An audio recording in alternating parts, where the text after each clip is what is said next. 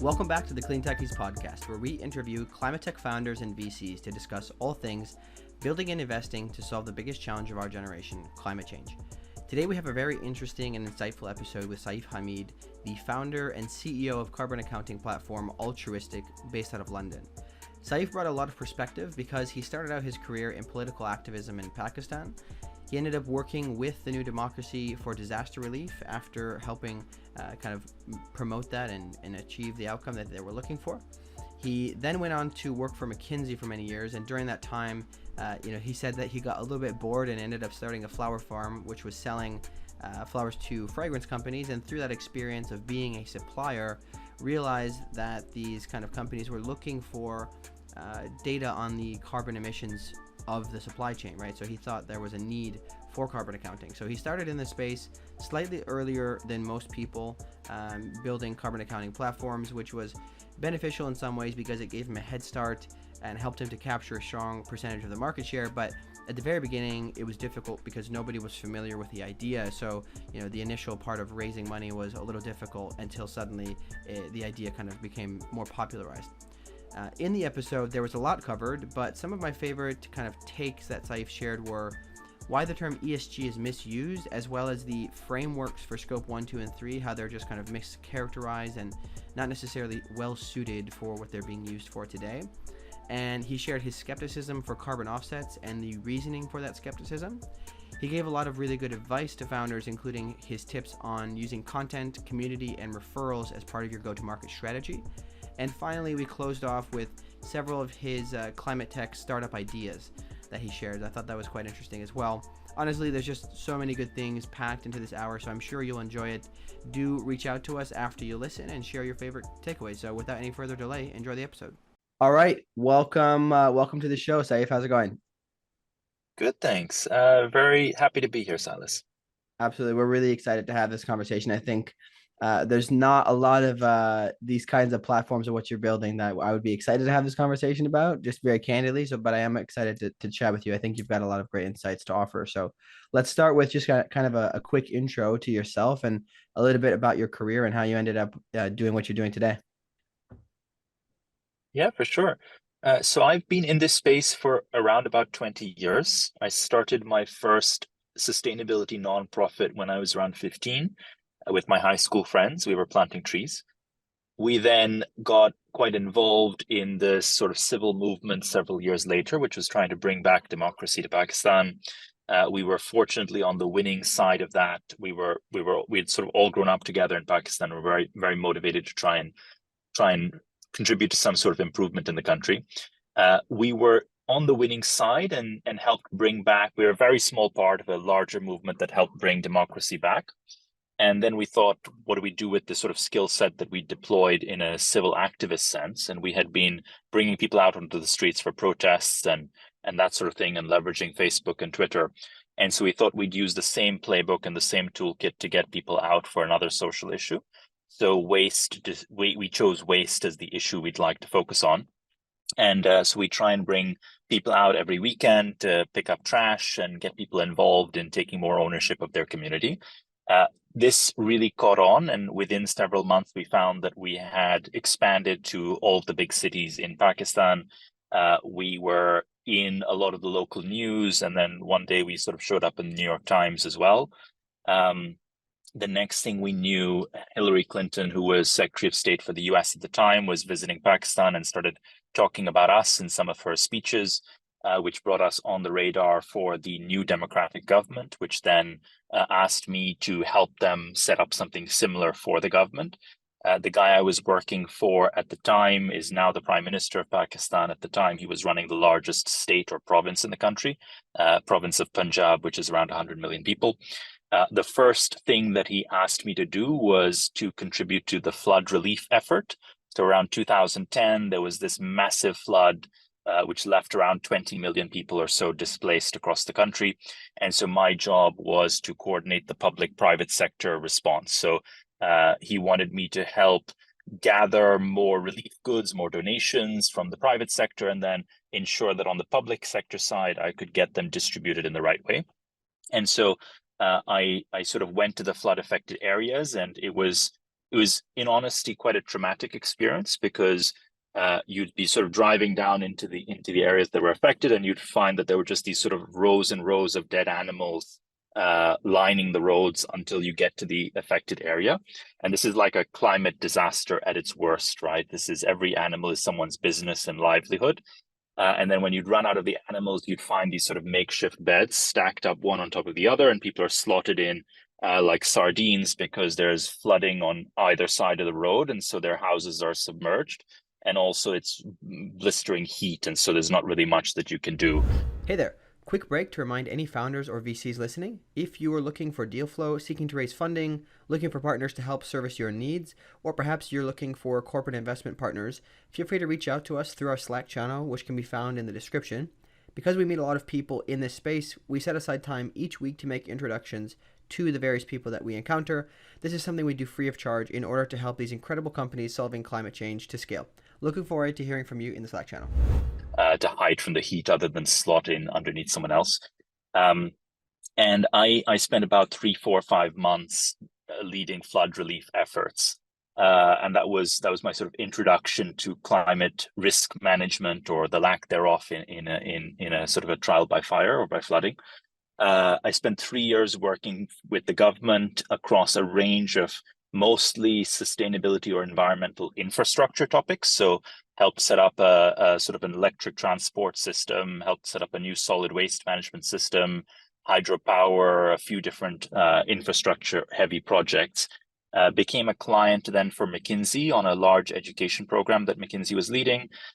Decided to join McKinsey because I plateaued in government, spent 8 years in McKinsey ultimately as part of the sustainability practice, serving clients across a range of sectors. Halfway through McKinsey, I got a bit bored of the experience, so I started a farming business on the side. And my farming business supplies flowers into the fragrance industry and the cosmetics industry. And our customers started asking us for better emissions data related to the flowers that we were selling. And they wanted to understand, what is the emissions footprint or the carbon footprint of a kilo of roses that we're selling them, let's say, every day. And if they wanted to help us change that impact or reduce that environmental impact, what would the business case look like, and how would we stack up the cash outlay versus the impact gain, which really gave me the initial seed of an idea for Altruistiq. And around the same time, my clients at McKinsey were asking me for help with building decarbonization programs on top of their sustainability or emissions data, which was unpredictably inaccurate. And so sort of put both of those two pieces of information together and started Altruistiq about 3 years ago. Sorry, it was quite a long answer, Silas, but it was a long journey getting here.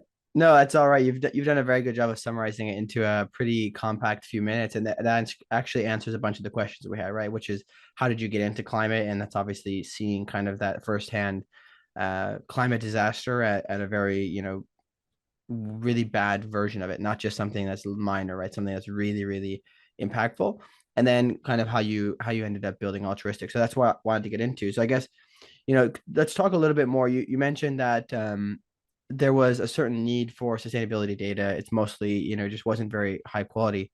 So can you kind of dive a little bit deeper into Altruistiq and what particularly you're doing that is, for people who are not familiar with the space, just kind of help us understand, what exactly do you do? Yeah, for sure. So our mission and real focus is around helping business to build, buy, and sell products that are better for the world.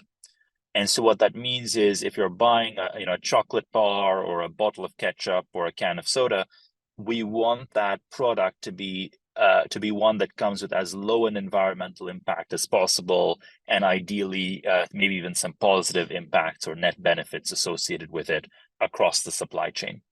And if I think back to my experience as a supplier into many of these value chains and industries, what would make my 100 kilos of roses better is if my farm was on a regenerative model. I wasn't using diesel generators on the farm.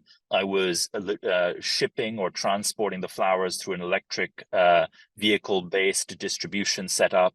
All of those things require resources to be allocated in a more efficient way, because you want them to be deployed against their more efficient use case. And so at Altruistiq, what we see ourselves doing is providing the tools, the analytics, the insights, the solutions in a technology-driven platform to help companies to make better decisions from an impact perspective. And whether that's an internal operational decision that they're making, or maybe something in their value chain from a procurement standpoint, or it's in a distribution sense, it's how they get their product to consumers. We're really trying to provide that central operating system that can make all of that stuff easier. What's missing the most from that in today's operations or today's options that are available?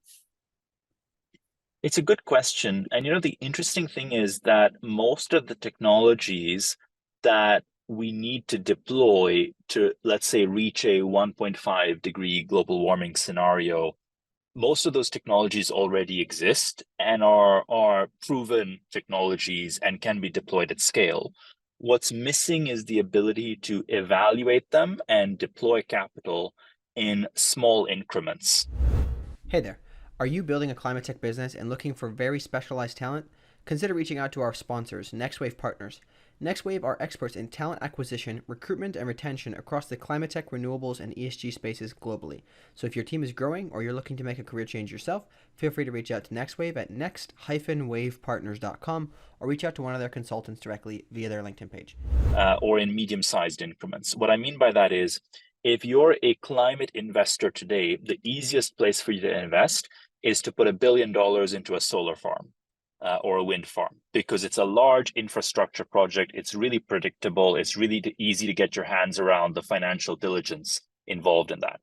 But if what you need to do is deploy that $1 billion behind 1,000 or 10,000 or 100,000 small initiatives across lots of small suppliers, or across lots of different types of initiative categories, whether it's packaging or farming or logistics, that ability to prioritize and deploy doesn't exist, and that's a data problem. So we see ourselves solving the data problem particularly by helping companies make use of decision grade data or procurement grade data to make better sustainability decisions.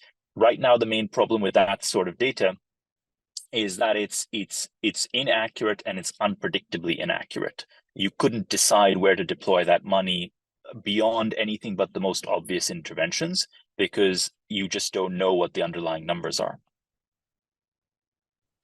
Interesting. That is really helpful. I think that's we might have to double click into that a little bit. I think that we might have uncovered a nice gem here, but I do really want to understand as well before we get too far into this. Can you give us a breakdown of the ESG SaaS space as a whole? Because there's a lot of people who criticize it. I'm one of them. When I when I saw initially the thought about having you guys on the show, I was like, okay, well, I gotta figure out, is this actually a good platform? Because there's so many that have popped up in the past few years. Can you just give us a breakdown of the ESG kind of data tracking and reporting space as a whole globally? Yeah, very happy to. Just want to start with a disclaimer, which is that I don't think the term ESG really makes much sense personally. I know there are different views on this, but I find ESG to be a almost random mix of issues that have no clear correlation between each other and between the financial performance of a business. There are some legacy reasons why we use this term and why what sits beneath this term sits there. Which we can go into as well. But I think as a term, we've outgrown it basically as a business community. That said, I think that the first thing is really that there's a split between software players or SaaS players that are encompassing the whole ESG space or going metric specific. And so, and that's driven also by customer demand. There are some companies that are better suited to an all-in-one ESG solution, and others for which an all-in-one solution will be too simple and won't do the job. So if I kind of maybe start with the all-in-ones, right? An all-in-one ESG solution will typically do a few things. It'll provide you with a good framework of reference to understand what types of numbers are you going to need for external reporting purposes. It'll help you gather that data somewhat efficiently across your business. You'll probably be doing some of the load in terms of getting that data together and getting it clean and getting it into the system, but you'll have effectively a solution partner walking the journey with you. It'll then probably provide you with some ability to benchmark those numbers against your industry or your space. And it'll usually then make it easy for you to bundle together those numbers or that data into some form that you can export externally. If you think about what types of things sit within the E, S, and the G, you could have many dozens of different metrics. So potentially even, 100, 150 different metrics sitting beneath those three. Within environment, you'd usually have, let's say, carbon emissions, water, waste, biodiversity, land use. Within social, you typically have multiple different forms of diversity and inclusion, could be gender, could be sexuality, etc. You'd also have some elements of, let's say, fair wage and labor rights and that sort of thing. And then within governance, you usually get stuff like board incumbency. How long has someone been in a board role? Is the chair of the business and the CEO of the business the same person? Is the founder still the CEO 15 years in? A lot of stuff around the legal setup within the business, that sort of thing comes under governance. And those are the things that you're then looking to kind of keep track of or monitor within ESG all-in-one. That solution increasingly works well for businesses that are either very small and are being asked for some ESG metrics by an investor or otherwise, and they don't have a lot of complexity within the business and they don't have a lot of complexity within their data. And so bringing all that together is feasible, and the demand is a high-level demand. The request is one that doesn't need to go very deep. It can be a somewhat superficial request. I don't mean that word pejoratively, but it can be a somewhat high-level request. The alternative is for companies that want to really go deep. Right now, that's mostly environmental and it's mostly carbon. I don't see many amazing solutions for other single metrics in the ESG space out there, but there are a number of solutions now targeting emissions in a deep, granular, increasingly accurate sense. And obviously, we believe we're one of them. And that's those solutions tend to ignore most of the other ESG metrics, and they sort of actively say, look, we're not doing all this other stuff. In the case of Altruistiq, for example, we're very committed to environmental impact metrics. And so we're going beyond emissions into water and waste and so on, but we have no pretense to go into social and governance. And usually the capabilities that you unlock with that kind of depth are interesting for anyone who wants to really, really move the needle in terms of change in this metric rather than just report. So they actually want to change the footprint, change the business model, change the products, redesign the products. If it's a chocolate bar, they want the cocoa to come from a different type of farm. They want the processing to be powered by renewable energy. They want the packaging to be made up of more recyclable or recycled content. All these things require that more accurate, granular, and usable data from an emission standpoint. And that tends to be better suited to a business that is either a bit larger and therefore more complex inherently and has many different facilities and so on, or a business that operates in a space that is more environmentally complex. And so usually you'll find like food, apparel, cosmetics, maybe some types of manufacturing, automotive, these sorts of industries tend to be areas where that's a really good fit. I hope that answers the question. Hey there, thanks for listening to this episode. If you made it this far, it's likely that you're enjoying the show, so I wanted to ask your help. If you're enjoying it, please give us a review on Apple Podcasts and share with somebody in the same industry who might find this interesting. And if you're interested in getting summaries of these episodes, go subscribe to our newsletter that comes out on LinkedIn and Substack. Links can be found in the description. Thanks for your help in growing the reach of this show. That's a super helpful breakdown, especially because I think then, you elaborate on basically the horizontal versus vertical expansion, and that could change the direction that an aggregator tries to bring in a bunch of different sources versus, if you talk about like what vertical SaaS has done to software, it looks like that's both necessary and possible in a few spaces where demand is high enough. And I think that distinction is incredibly important. Kind of following off of that, to go into the breakdown of what you do more specifically, a lot of your reporting also has to do with, from what I understand, scope 1, scope 2, scope 3 emissions and things like that. So just for the audience, from a high level breakdown, could you walk through the very basic differences between scope 1, 2, 3 and emissions and how that relates to your business? Yes, very happy to, with another disclaimer, if I may, which is that scope 1, 2, and 3 won't make logical sense to most people. And that's kind of unfortunate, and it sort of is the way it is. Scope 1, 2, and 3 as a structure really came out of, I think it was sort of post-Kyoto Protocol, and it was really ultimately developed for countries and economies within countries.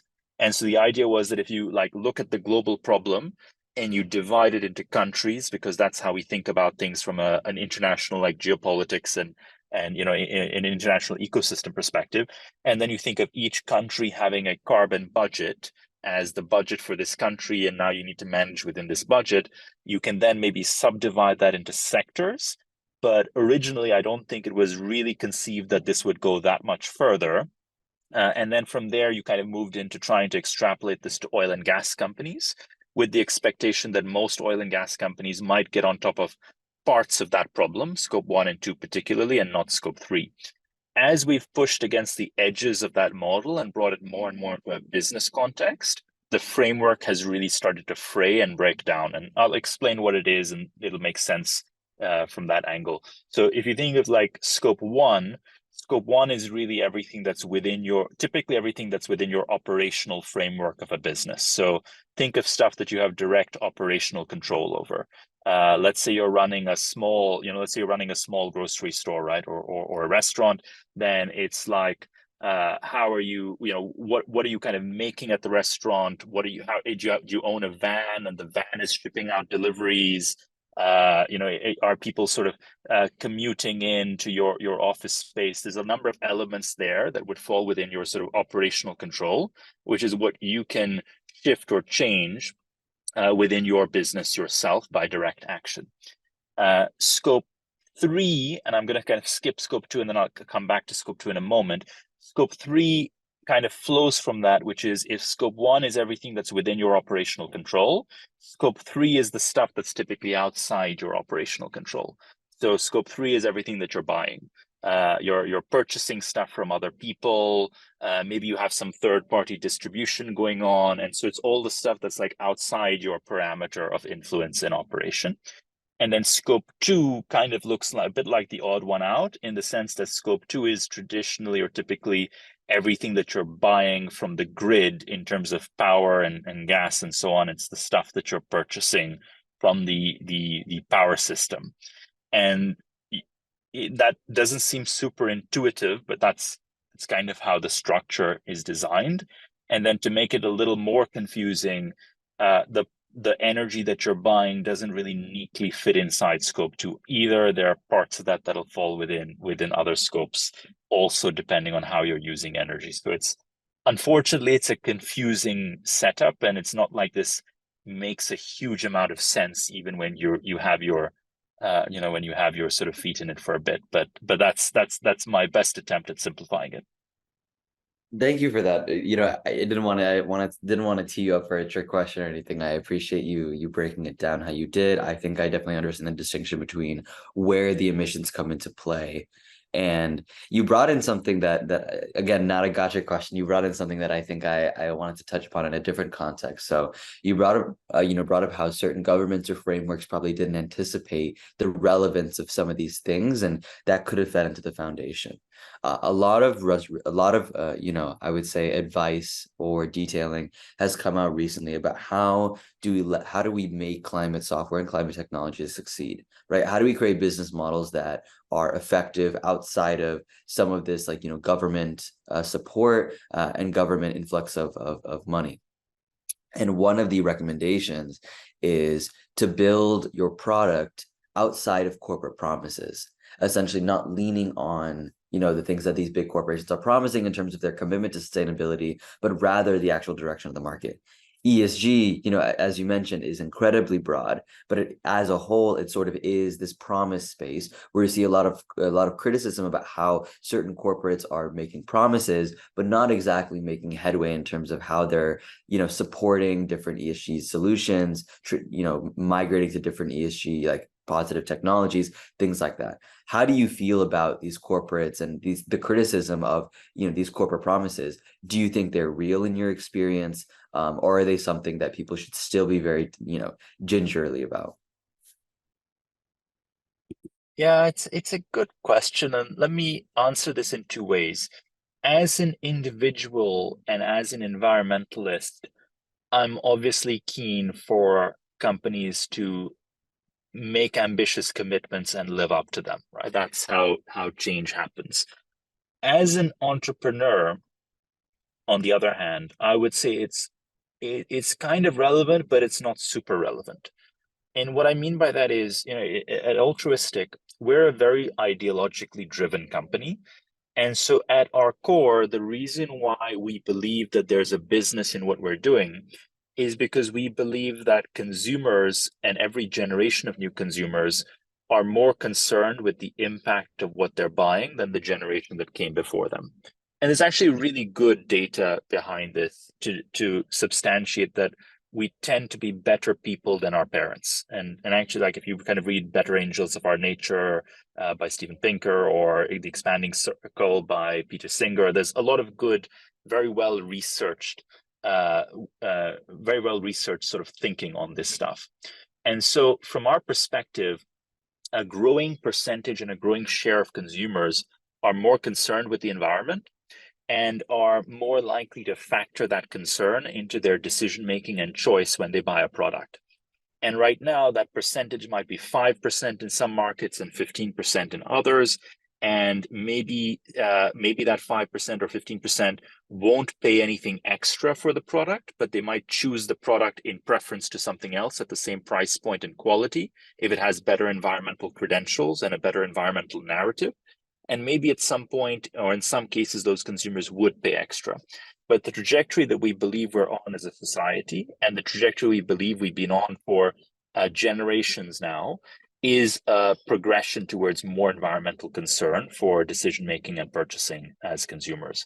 And so for us, like, whether companies live up to their promises for 2025 or 2030 or 2035, we feel that we are enabling a big seismic, almost maybe not even a seismic, but just a slow moving and profound change that builds up steam year on year. And so, from a business perspective, I'm to be honest not super concerned. And so is it the idea that the generational shift in thinking then drives the decision making of the corporates, or is it that the decision making of the corporates is a non-factor to the way that you think about the problem? I think it's much more the former. And so if you look at how fine-tuned most corporate response mechanisms are to changes in how they sell, right? Imagine that you have Pepsi and Coke both on the shelf side by side. And actually, these two have historically competed heavily for decades upon decades. And the difference has mostly been around marketing, and obviously there's a debate around taste. But now one of them manages to capture hearts and minds from a sustainability perspective, and suddenly, 2% an additional 2% of consumers, right? Just 1 in 100, 1 in 50 consumers makes a sustainability-oriented buying decision between those two, and makes that systematically again and again. And by the way, there's also good data to suggest that consumers who make a sustainability oriented buying decision are much more likely to stick to that decision over time and be loyal customers of other products that the same brand produces. So if you think of that, even 1 or 2% market shift happening, that's enough for a pretty powerful market moving signal to move all the way through from that corporate, that brand owner, but also all the way back through its supply chain. So it doesn't have to be huge shifts. It just has to be sustained small shifts over time, and you get the corporate needle moving pretty steadily. Yeah, I think this is something that was actually brought up quite a while ago when I had Peter Layden on. He likes to research things about the kind of the future and how things are changing. And in particular in the US, there's a model where generally what California does, the rest of the country will do in about 10 years. And he was pointing out in that conversation how all corporates, they may or may not care about sustainability, but what they do care about is what their next customers are going to want to buy, right? So they're focusing on Gen Z and millennials and what are their purchasing decisions, because people are getting older, they're buying less stuff, and they need to focus on the next generation. So I think that's a really great point, and it's good to bring it back to that. Just a really quick question I'd like to get answered is how are these companies actually able to find out whether or not when they make a sustainable product, it's actually making a difference? Can you talk about the mechanisms there? Is this something you help them with, or how does this work?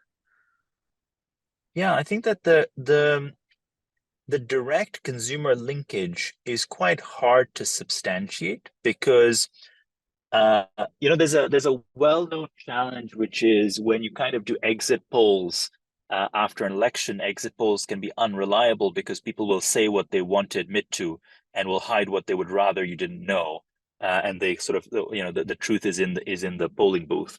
And it's a little similar with sustainability, where if you ask people kind of why they made a certain choice, they'll give you one reason, or if you ask them whether they will factor sustainability into the buying decision, you typically get an overinflation, which is why there's been, I quoted 5 to 15% of consumers based on market. There's a lot of data to talk about 40, 50, 60%, but I tend to discount that personally. And so I think it's quite difficult to really suss out the direct linkage. What I think we're starting to see, which is quite interesting across our customers, is particularly those that own the customer interface. So they sell direct, for example, to consumers. If they release, let's say, a sustainable variation of a product, then they're able to already see what's the degree of kind of people choosing this product versus the traditional alternative. And if they see actually there's a sudden shift where all of a sudden 30% of consumers have switched from product type A to product type B, like that shows that there was a demand, a pretty ready demand for them to tap into, and you can get a pretty quick response mechanism for that. What they can then see is, again, does the same consumer make that same choice again and again, in which case you've also tapped into a more loyal customer base. The interesting thing for us to then start trialing after that is there some element of price differentiation that you could work in, where you can actually potentially even raise the price a little for the sustainability credential and the consumer would still buy it? In some ways, airlines, despite not being fast movers on sustainability, in some ways they're pioneering some of that testing, because in many cases, when you're buying an airline ticket, you already get an option saying, would you like to offset the cost of this flight? Whatever you may think about offsetting, and personally, I'm skeptical on many cases of offsetting in the corporate sphere. In some cases not, but in many cases, yes. Whatever you may think about that, it's still an uptick on price that the consumer is paying. And the only rationale for the consumer to pay that is some element of sustainability-based desire or personal validation. And so I expect to see a little more of that sort of thing playing out, which is going to be interesting to see. Out of curiosity, can you maybe just elaborate a little bit on the corporate purchasing of offsets, just that kind of the skepticism there? Yes. Corporate purchasing of offsets has typically come from a few different impulses. And so if you sort of look at where offsets originated and how they've been used over the last couple of years, there's quite a big split. So originally, offsets were more like part of the CSR, or the corporate social responsibility program for a business, where they were something small that the business is doing on the side to give back, but also to create a better, as a talent value proposition to get talent excited, as a marketing value proposition to show that they're being a good corporate citizen. That was literally what it was intended for. And so the frameworks that were built up to be able to verify that those offsets were genuine and credible were frameworks that fit the purpose for that time and for that period. And so, for instance, most of the frameworks, this was true until a couple of years ago. I think it's probably still true. You could kind of you would only register offsets at the point of creation or at the point of retirement, but not all of the transactions that happen in between origination or creation and retirement. So you could basically sell me an offset, I could sell it on to someone else could sell it on further.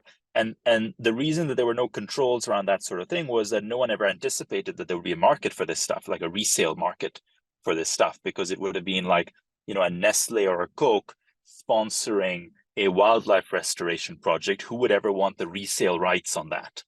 And so, the original thesis was quite different, and therefore the infrastructure to support it was quite different. Now, it's basically being treated as an alternative or a proxy for money.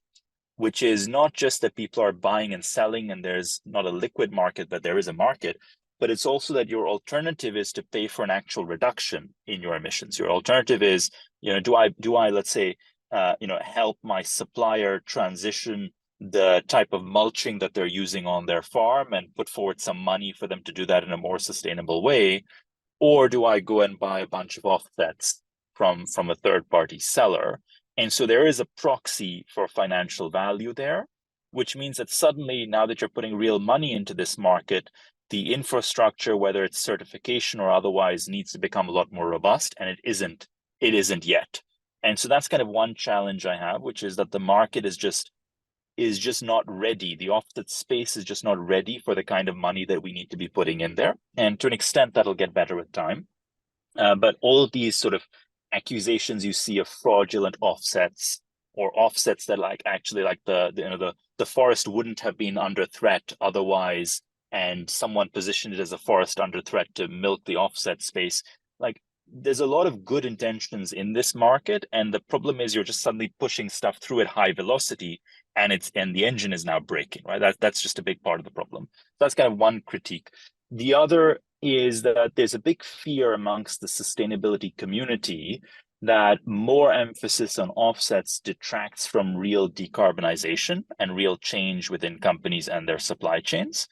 And that's a real risk. If you kind of play this out, two of the big buyers in the offset market today are oil and gas and aviation, both of which are really difficult to decarbonize industries, which would have to otherwise take real enduring changes to their business models, most likely, or significant R&D spend to make their emissions targets successful.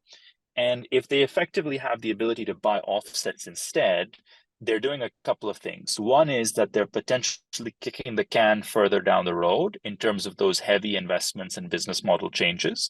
And the more that they're putting it into the future, the less likely it is that it's ever going to happen or going to happen in time. And the second thing is that by buying up the available offset capacity, they are reducing the available offset capacity for other businesses that have undergone significant changes, but are left with a small residual portion of emissions that is really hard to abate. What I mean by that is, take two companies, right? Let's say that there's an airline and a chocolate business, and the chocolate business has changed up the packaging format. It's changed up how the cocoa is grown. It's put solar panels on all the rooftops. It's done a bunch of stuff, but there's still some small portion of the emissions that they just can't get rid of because it's just to do with how the cocoa bean is roasted, for example, right? And the cost of them going the extra mile on that might be $150 per ton of emissions. And so it would never make sense, and they would much rather go out and buy an emissions offset for $25, but they can't because an airline bought the offset rights already for $6 in bulk. And the airline then avoided having to make any reductions of any sort, and they just sort of bought their way out of it more cheaply and with less effort. So those are the two, I would say, two typical challenges.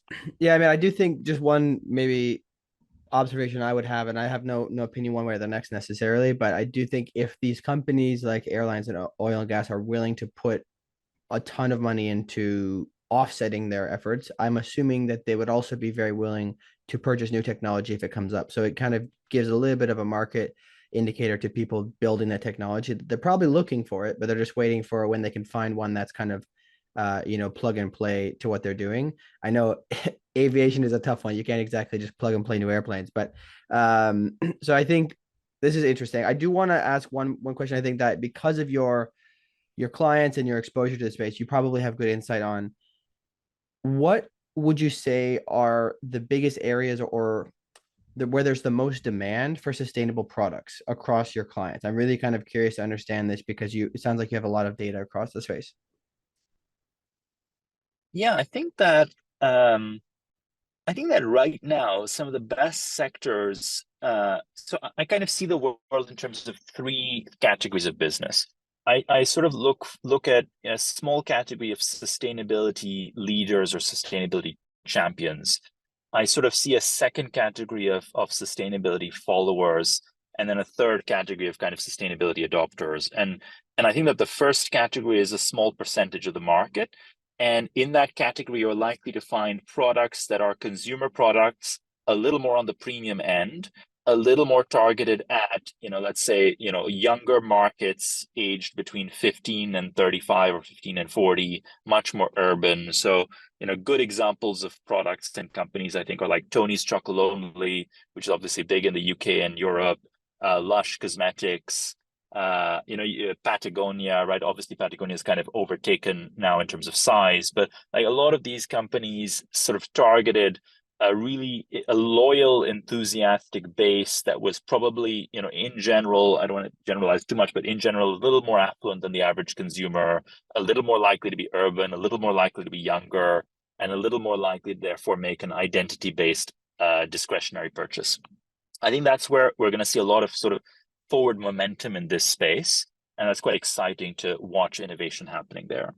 I think you then have a second tier. And so if, crudely speaking, if you say out of the spectrum of companies between the mid and larger size, if you say maybe 5-10% are in that first category, then I think we're likely to see 30, 40, 50% in the second category, which is going to be large businesses that look at the smaller ones as having set the bar and want to now themselves meet the bar. And so a good example of this in my mind is if you look at let's say Ben and Jerry's and Unilever, right? Ben and Jerry's then has got the kind of the B Corp leading on innovation, leading on sustainability.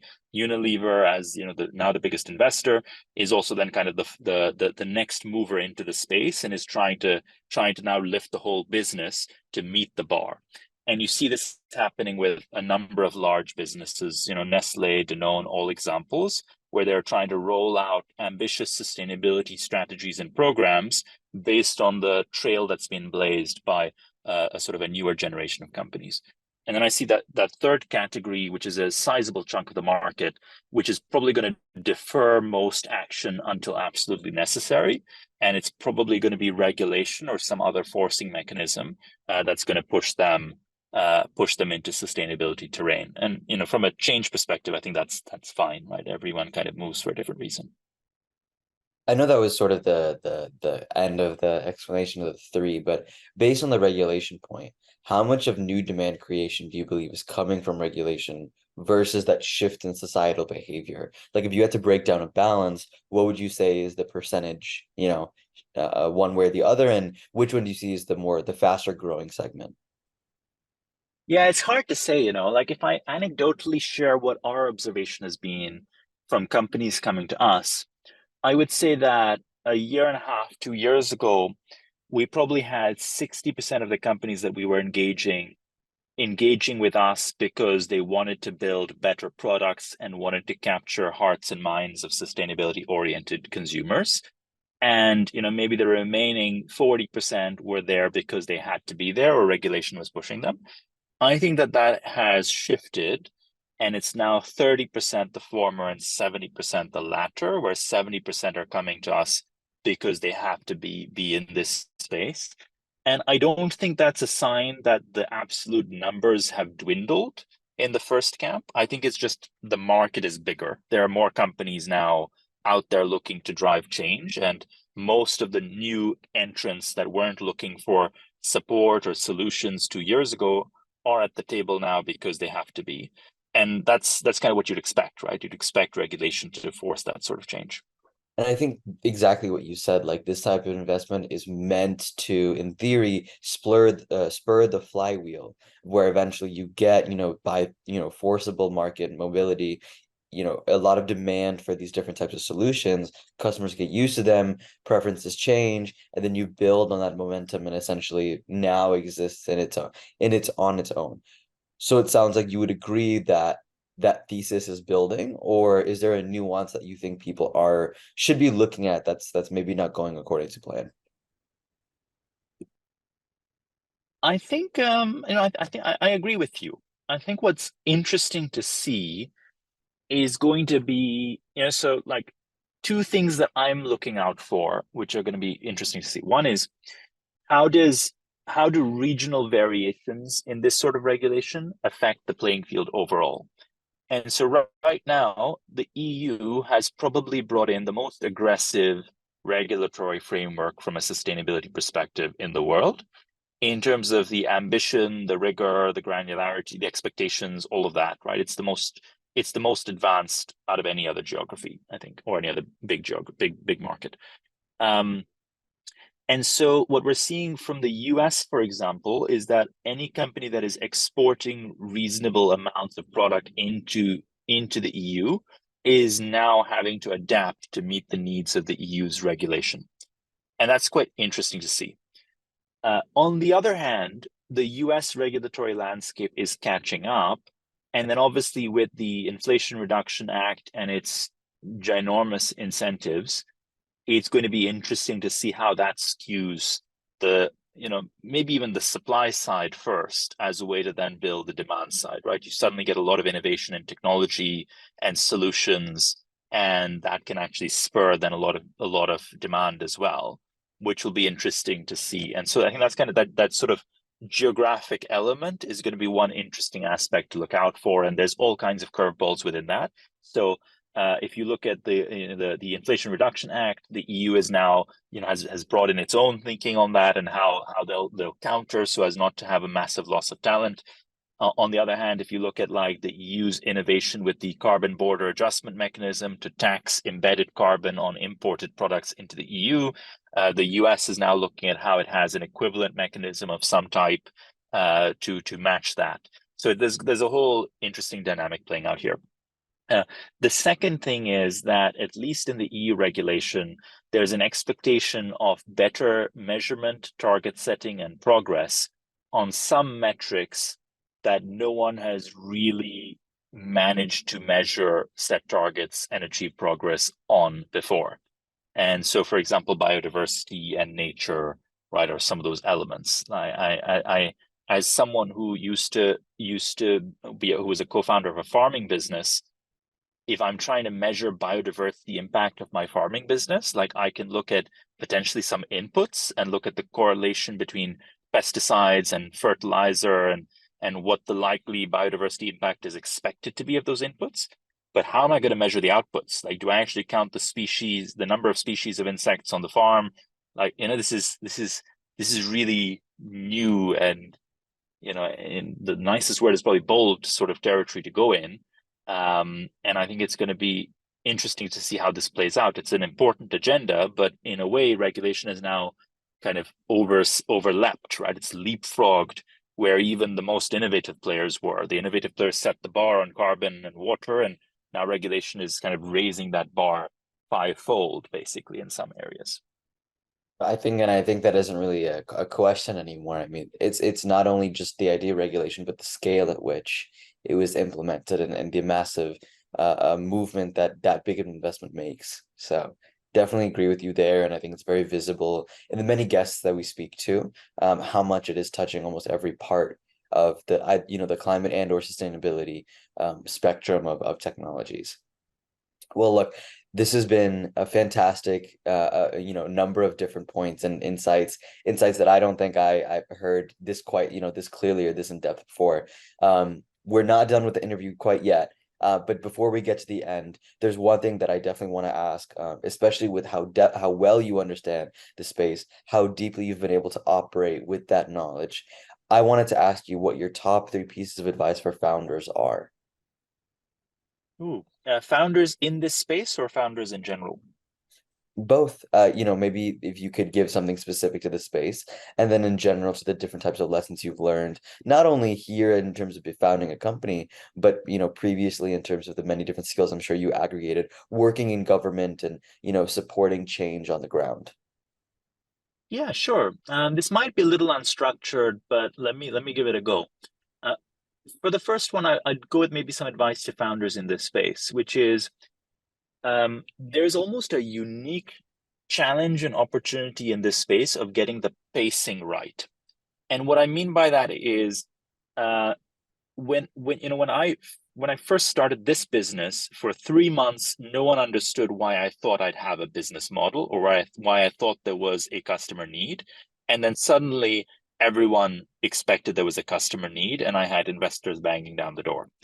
And at this point, I think it's honestly quite challenging for someone to come into the carbon accounting space or similar because it's quite saturated, right? If I'm being honest, there's like 100 players in this space, but out of those 100, there are probably like a dozen that are doing decent revenue and with decent traction.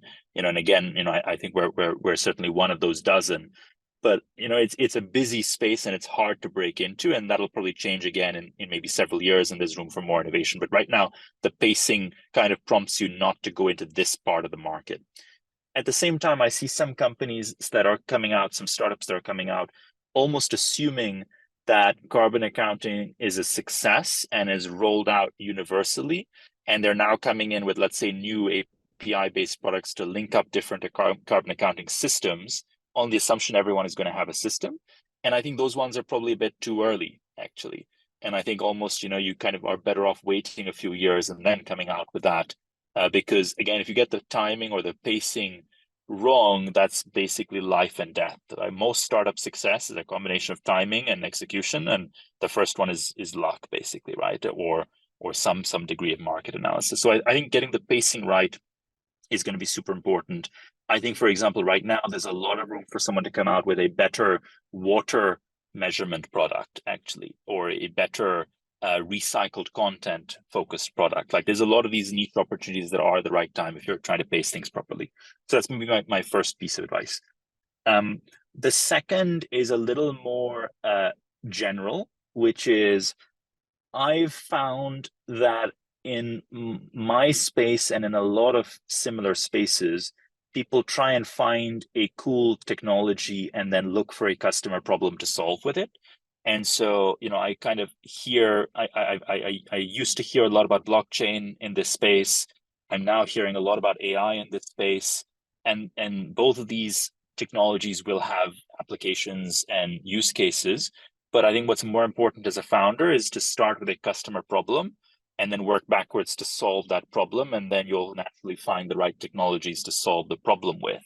And so, we're an AI intensive company. We don't talk about it a lot, but most of our, most of year one for us was understanding the customer problem. Most of year two was data engineering. And now we're getting into the funky, cool data science and AI stuff, right? So you kind of work your way backwards into the technology from the customer problem. And I think that's a lower risk way, certainly, to go about it. The third piece of advice, and I don't think I've done a fair bit of angel investment. I've invested in maybe 18 or 19 startups, and I don't think anyone really gives this enough thought, and I'm probably included in that, which is organizational setup and company culture, and actually thinking about that from the first day and the first few days, and just the first few months, and building progressively. And so we've tried to be very intentional with what we're building from a culture perspective. And what I mean by that is, how will culture flow and be consistent? How can you spin up a new team and it can be an ambassador of this? You can have ambassadors from the company culture into that. We're in the process right now of looking to set up a LATAM based hub to support our US based customers. And we're already thinking about how do we ensure that our company culture and values are embedded in that new team, and what are we going to have to do to make sure that that works. And in that thinking, we're building on top of a lot of early, well-documented, well-entrenched thinking around distributed governance within our company, and a logic for the type of company values and culture and organization we're trying to build. And so I would say wherever you want to head with that, for us, we wanted to be very flexible. We wanted to have an open holiday policy, open location policy, work from anywhere, be very values led in those aspects. And for others, it'll be different. But being intentional about that early on will lay the foundations and groundwork that you'll ultimately build a business on. And I think that's underinvested in today.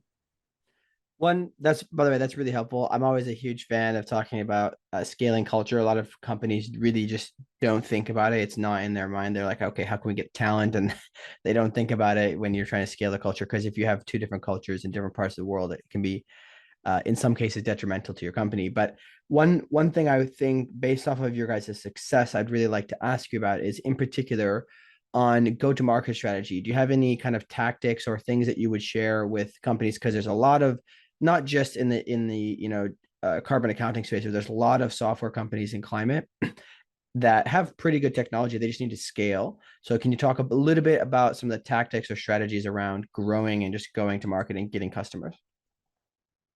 Yeah, happy to do that. I mean, maybe just to start with, I think that I read somewhere at some point something that stuck with me on this topic, which is, in your first year, you're kind of expected to do, a few 100% revenue growth, and in your second year, expected to do something similar, and then eventually, that trails down.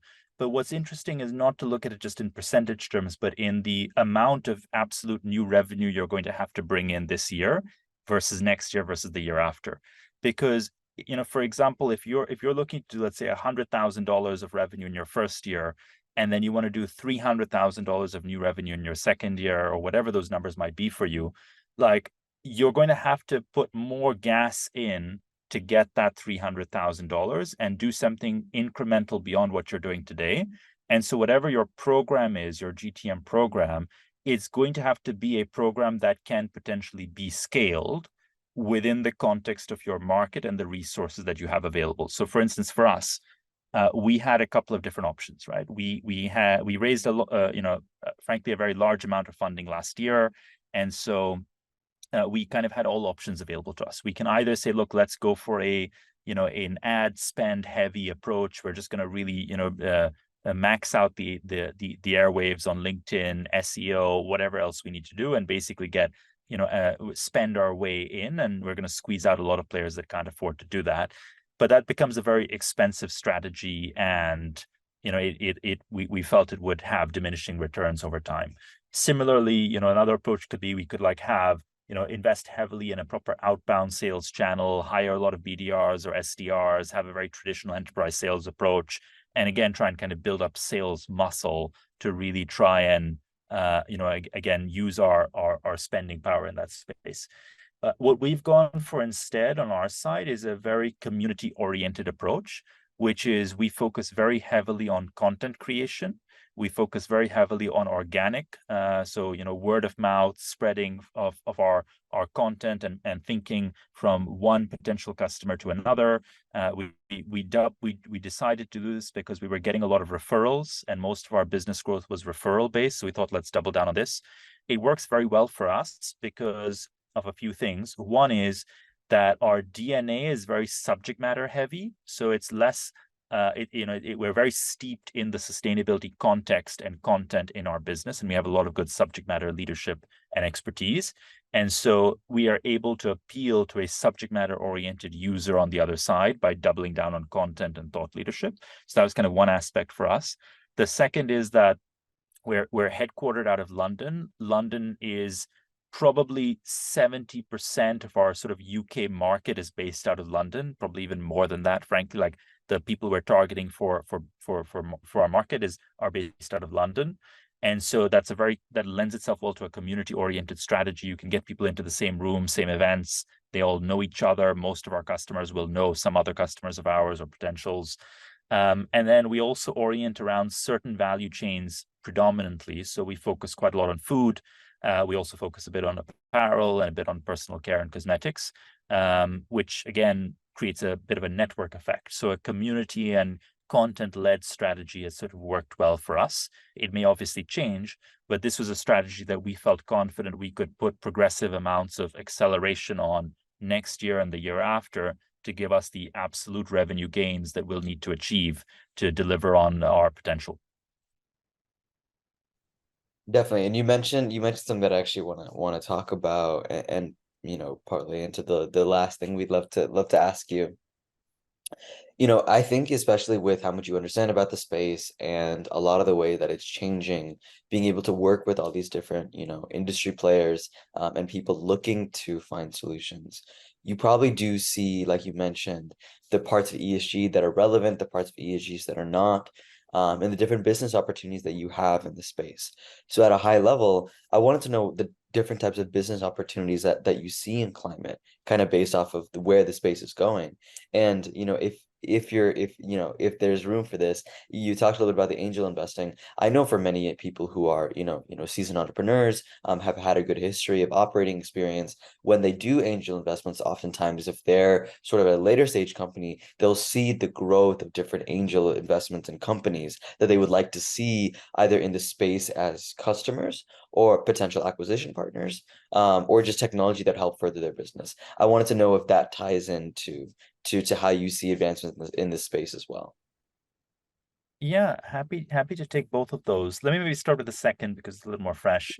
I originally invested in other startups to understand how startups worked, and out of boredom and a desire for something interesting in my life. And that was great, I think. And in some ways, it's still very rewarding because it gives me a lot of exposure to a lot of different topics. Progressively, if I continue down this road in terms of investment, I think it would be in some ways playing more to my value addition as an investor rather than necessarily value addition for Altruistiq. And what I mean by that is I'm likely to gravitate towards other enterprise SaaS where I can deliver value in terms of advice and network, or potentially sustainability-oriented consumer businesses, which are then, again, another area where I might be able to contribute something in terms of value addition, and also which would provide me with a good stream of insight that I wouldn't otherwise get because I'm on the enterprise side of the fence, and it's useful for me to understand, have better access to consumer data, which I might get through involvement with other startups. I've forgotten what your first question was. I was thinking through it at the time. If you could just remind me. Yeah, the first part of it is really about where do you see opportunities in climate to build? Because we always like to get ideas for other founders who are looking to start something. Where do you see opportunities? I think there's a lot of opportunities, to be honest. I mean, so the whole, having gone head to head with offsets just a bit earlier in this, like I think that whole space is obviously ripe for innovation. Just the scale of funding available, the fact the US government is getting into the market and going to be doing direct purchases.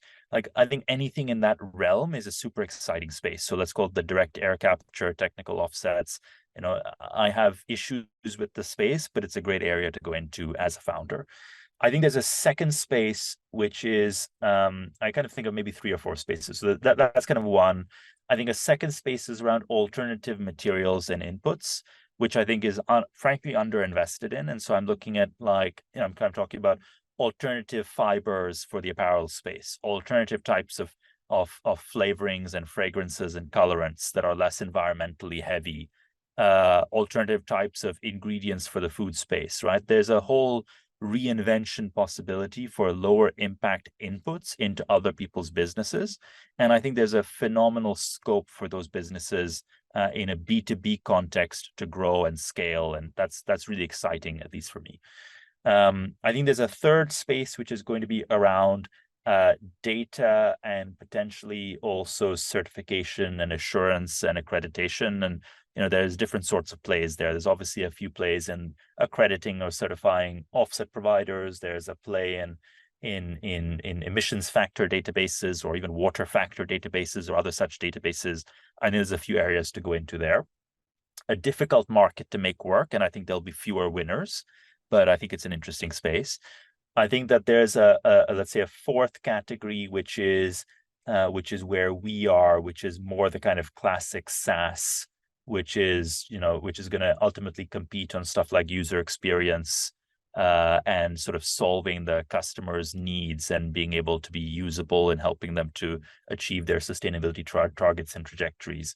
And in some ways, I think the timing isn't right for new entrants on that right now, but in others, I think that for many of these other metrics within ESG, there's room for a focused platform. Like I would love to see more stuff in the social column. I'd love to see more SaaS coming out to solve some of the social issues that many large companies are taking seriously and will happily put money behind. We're a customer actually for, at least 3 or 4 people-focused SaaS, and we're only a 65 person team, right? We have a SaaS focused on kind of the mental health of our team. We have a SaaS focused on people evaluation and kind of, making sure that process runs in a merit-based way. There's a lot of room for innovation within that social column that I think is just underinvested in. And underexplored by entrepreneurs. That's really helpful. I think that is probably one of the most valuable answers we've heard when we ask that. It's really helpful to see direct insights. Just really quickly, can you share, are you able to, with your platform, having a lot of clients that are seeking to kind of make their different processes sustainable, especially on the material side? Is there a way that you're able to, or that your clients do this, where they go out to market saying, hey, we're looking for these products, and it gives a market indicator for somebody to go start working on these? Because in some cases, especially on materials, it's going to take many years of R&D to solve those. So I'm just kind of curious, is there any way that you're pushing out signals to the market through your work or through the clients themselves? Yeah, I wouldn't want to go too far into this for sensitivity reasons, but it's definitely an area that we're interested in, and I think that it's a direction of travel. And so I think that for platforms like ours, there are two likely directions to innovate. One is around more solutions to decarbonize and more involvement in that space in bringing those solutions to customers. And the other is around more solutions to offset and going deeper into that space and working more with the developers and being more of a market maker on that side. And I think it's very difficult for companies to do both simultaneously because they are both big challenges tackling, effectively $100 billion markets. But yeah, definitely, I think there's a lot to do in that space. Very good. Well, we've gone over time. I appreciate you doing this. So where can people reach you? Any final things to mention to the audience? Yeah, probably best place to reach me is on LinkedIn. So I think my kind of handle is just my sort of full name on LinkedIn. So easiest place to find me is there. I'm I'm quite active, and even a direct message there will also reach me as well. Awesome. Very good. Well, we really appreciate you coming on. I think this has been very, very helpful. Very glad that we had this conversation, and looking forward to having you on again in the future to bring further insights. My pleasure. Thank you for having me.